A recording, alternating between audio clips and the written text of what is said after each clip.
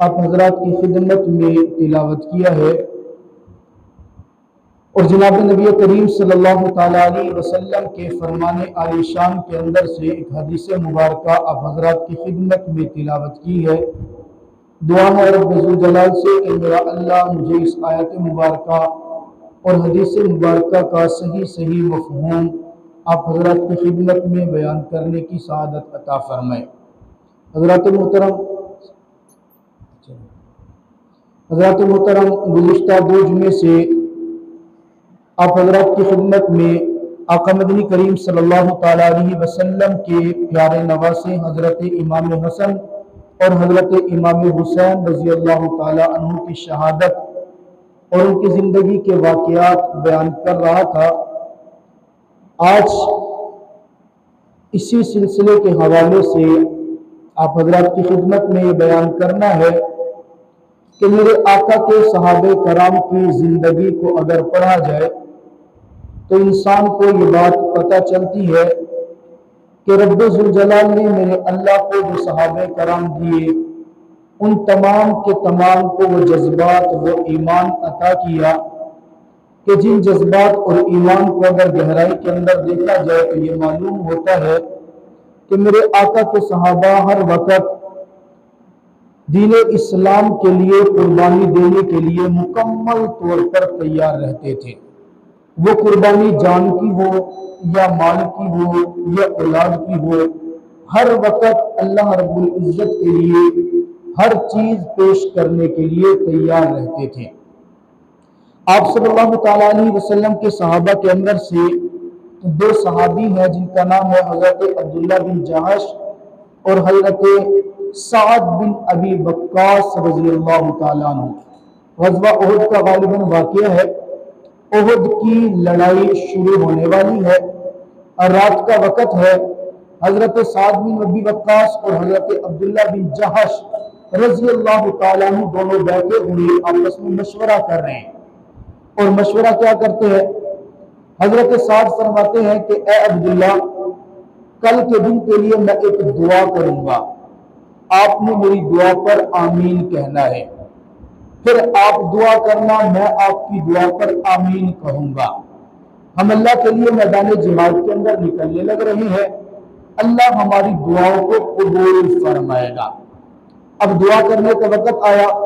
حضرت عبداللہ بن جہش نے پہلے دعا کی اور دعا کی، اللہ کل جب میں میدان جہاد کے اندر نکلوں نا، میرا مقابلہ تیرے دشمنوں کے اندر سے سب سے بڑے دشمن کے ساتھ ہو۔ اللہ وہ مجھ پہ وار کرے، میں اس پہ وار کروں۔ اللہ وہ مجھ پہ تلوار چلائے، میں اس پہ تلوار چلاؤں۔ اللہ ایسا ہو کہ ہم دونوں کے درمیان آپس میں لڑائی ہو، پھر بالآخر وہ مجھے شہید کر دے، میری آنکھیں تیرے راستے کے اندر نکالے، میرے سر کو میرے تن سے جدا کر دے، میرے کانوں کو کاٹے، میرے ناک کو کاٹے۔ کل میں جب تیری دربار کے اندر پیش ہونا تو مجھ سے سوال کرے، اے عبداللہ میرے لیے کیا لے کر کے آیا ہے؟ اور میں اللہ تجھے کہوں کہ تیرے دین کو جب ضرورت پڑی تھی نا میری جان کی، اللہ دیکھ میں اپنے سر کو کٹا کے آیا ہوں، اللہ دیکھ میں اپنی آنکھوں کو نکلوا کے آیا ہوں، اللہ دیکھ میں نے اپنا ناک بھی کٹوا دیا، اور میرا اللہ خوش ہو کر میری قربانی کو قبول فرمائے اور قبول فرماتے ہوئے میرے لیے مغفرت کا اعلان فرما دے۔ حضرت سعد بن ابی وقاص فرماتے ہیں میں نے آمین کہہ دیا۔ اب سعد کی باری ہے۔ حضرت سعد دعا کرتے، اللہ کا جب دشمن کے ساتھ مقابلہ ہونا، میں دشمن کے مقابلے میں لڑوں، دشمن میرے مقابلے میں آئے، سب سے بڑا جو تیرا مخالف ہے نا، اللہ میرا مقابلہ اس سے کروانا۔ اللہ وہ مجھ پہ وار کرے، میں اس پہ وار کروں۔ اللہ وہ مجھے قتل کرنے کا ارادہ کرے، میں اسے قتل کرنے کا ارادہ کروں۔ بالآخر وہ وقت لانا کہ جب میری تلوار سے تیرے دشمن کا سر جدا ہو جائے۔ اللہ میں شہید نہ ہوں، میں اپنی تلوار سے تیرے دشمن کے ٹکڑے ٹکڑے کر دوں۔ حضرت عبداللہ بن جہش فرماتے ہیں آمین۔ مقابلہ ہوا، اگلے دن جنگ ہوئی۔ جنگ کے اندر حضرت سعد بن ابی وقاص رضی اللہ تعالیٰ عنہ، اللہ ان کی دعا قبول کرتے اور ان کے ہاتھ سے سب سے بڑے کافر کو جہنم پہنچواتے ہیں۔ حضرت عبداللہ بن جہش کا بھی مقابلہ ہوتے اور حضرت عبداللہ بن جہش رضی اللہ تعالیٰ عنہ شہید ہو جاتے ہیں اور اپنے جسم کے ٹکڑے کرواتے ہیں۔ بعد کے اندر حضرت سعد بن ابی وقاص روتے تھے اور روتے ہوئے کہا کرتے تھے لوگوں دعا میں نے بھی کی ہے، دعا عبداللہ نے بھی کی ہے، میری دعا سے عبداللہ کی دعا بہت قیمتی تھی، وہ شہید ہو گیا اور اللہ کے ہاں رتبے پا گیا ہے۔ یعنی آپ صلی اللہ تعالیٰ علیہ وسلم کے پیارے صحابہ، ان تمام صحابہ کا عزم یہ ہوتا تھا کہ وہ اللہ کے راستے میں اپنے آپ کو قربان کر دینا، اللہ کے راستے میں اپنے آپ کو شہید کروا دینا، وہ اس کو بڑی عظمت سمجھتے تھے۔ وہ اپنے آپ کو شہید کرنا، اپنے جسم کے ٹکڑے کروانا، وہ اس کو اپنے لیے بہت بڑی سعادت سمجھا کرتے تھے۔ اور ایک ہم ہے کہ نہ ہم اپنے مال کو اللہ کے راستے میں قربان کر سکتے ہیں، نہ اپنی جان کو اللہ کے راستے میں قربان کر سکتے ہیں، نہ اپنے وقت کو اللہ کے راستے میں قربان کر سکتے ہیں۔ ہمیں وقت دینے کی ضرورت پڑ جائے تو وقت دینے کے لیے 100 مرتبہ سوچتے ہیں کہ یار 10 منٹ اگر مسجد میں پہلے چلے گئے تو کیا بنے گا، اگر 20 منٹ مسجد میں پہلے چلے گئے تو کیا بنے گا، 10 منٹ اگر ہم نے مسجد کی خدمت زیادہ کر لی تو یار میرا تو آرام کا وقت چلا جائے گا، میرے تو فلاں کام بھی رک جائیں گے۔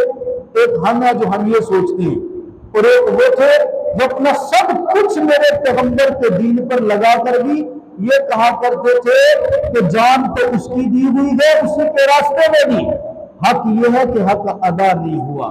آپ صلی اللہ تعالیٰ علیہ وسلم کے ایک صحابی ہے عمر بن جموح، میں نے شاید پہلے بھی آپ کو واقعہ سنا تھا، ٹانگ سے لنگڑے تھے، مشہور تھے لنگڑے صحابی، 4 بیٹے ان کے جنگ احد کے اندر شریک ہوئے ہیں اور چاروں کے 4 بیٹے شہید بھی ہوئے۔ آپ صلی اللہ تعالیٰ علیہ وسلم کے پاس آگے جنگ احد کے اندر، یا رسول اللہ میں بھی جنگ کے اندر جانا چاہتا ہوں، آپ مجھے اجازت دیں میں جنگ میں شریک ہونا چاہتا ہوں۔ آپ صلی اللہ علیہ وسلم فرماتے ہیں اے عمر، تیرے 4 بیٹے جنگ میں جا رہے ہیں، تجھے جانے کی کیا ضرورت ہے؟ 4 بیٹوں کا شہید کا باپ تو پہلوان ہے، تجھے جانے کی کیا ضرورت ہے؟ تو معذور ہے۔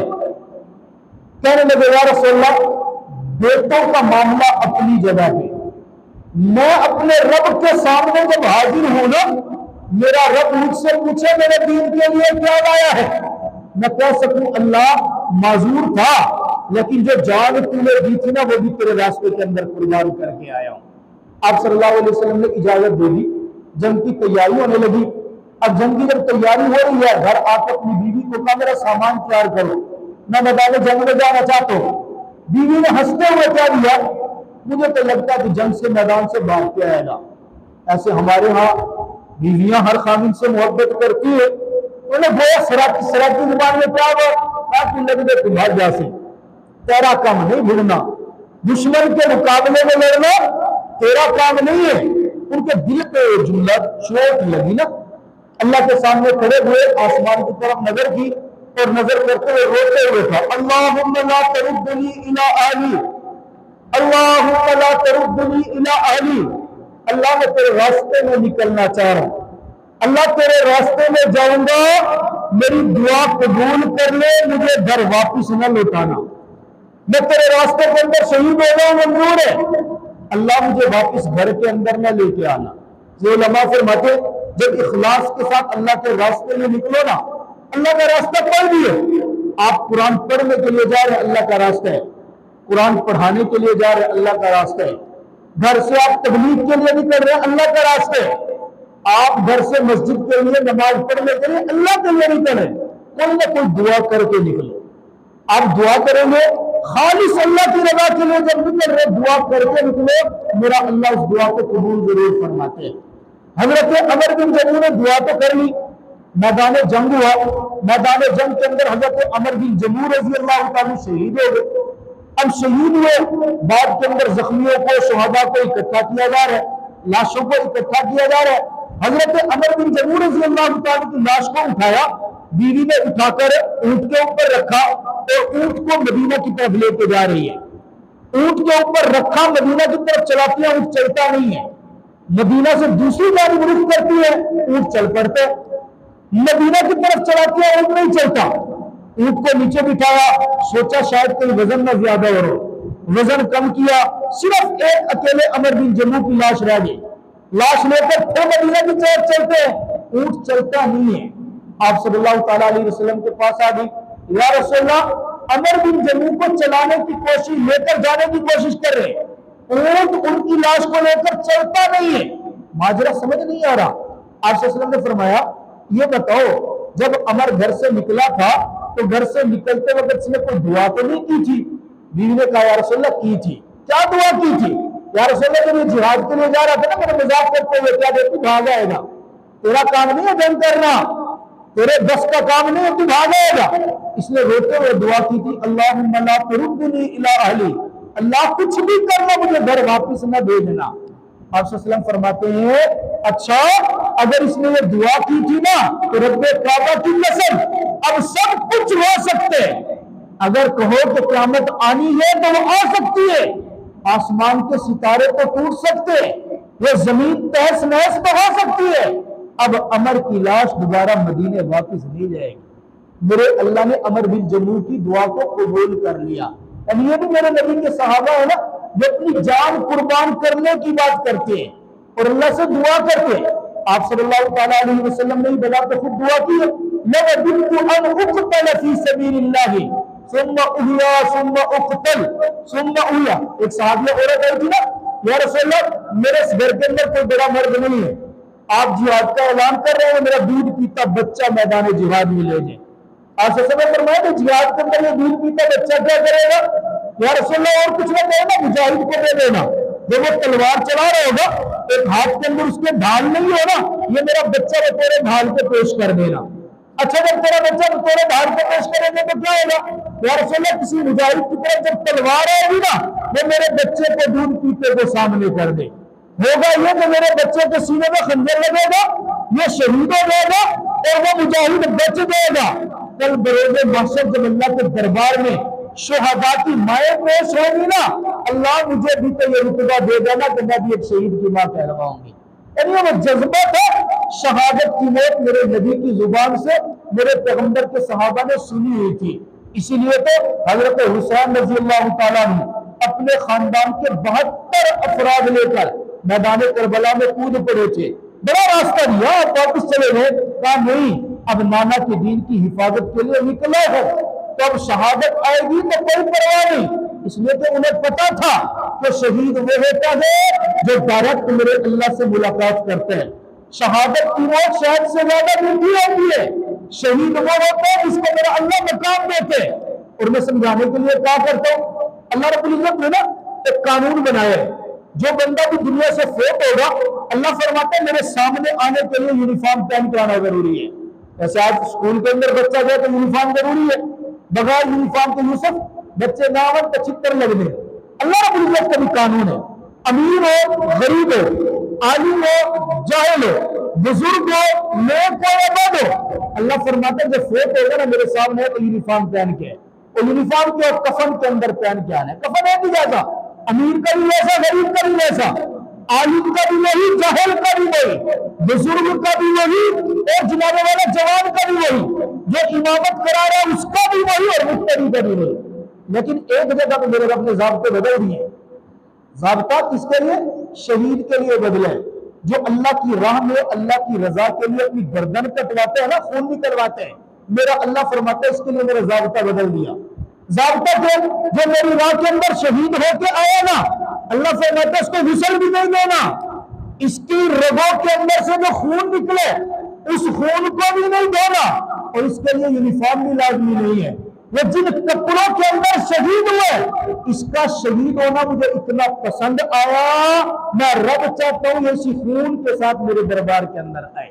اس لیے تو فرمایا نا کہ ہر ایک کو مرنے کے بعد اللہ تعالیٰ پوچھیں گے ہاں جی دنیا میں جانا، کوئی بھی واپس آنے کی خواہش نہیں کرے گا، بڑے سے بڑا مولوی ہوتا ہے کہ نا اللہ یہاں مزہ ہے، وہاں تو لوگ باتیں کرتے تھے، وہاں تو لوگ جنابے والا کاموں مارتے تھے، ایک واحد شہید ہوگا جس سے اللہ پوچھیں گے ہاں جی کیا خواہش ہے، وہ کہے گا اللہ ایک مرتبہ دنیا کے اندر بھیج دے۔ اللہ فرمائیں گے کیا کرے گا؟ اللہ مجھے تیرے راستے کے اندر گردن کٹوانے کا مزہ آیا تھا نا، وہ مزہ اللہ تیری جنت کے اندر بھی نہیں آتا۔ یہ رب کی رضا کے لیے قربانی دینا یہ بہت بڑی فضیلت کی بات ہے. پھر وہ قربانی جان کی ہو تو اس میں اتنا لطف ہے، اگر وہ قربانی مال کی ہو تو اس میں بھی بڑا مزہ ہے، اگر وہ قربانی وقت کی ہو تو اس میں بھی بڑا مزہ ہے. اللہ رب العزت مجھے اور آپ کو سمجھنے کی توفیق عطا فرما دے. سنت پڑھ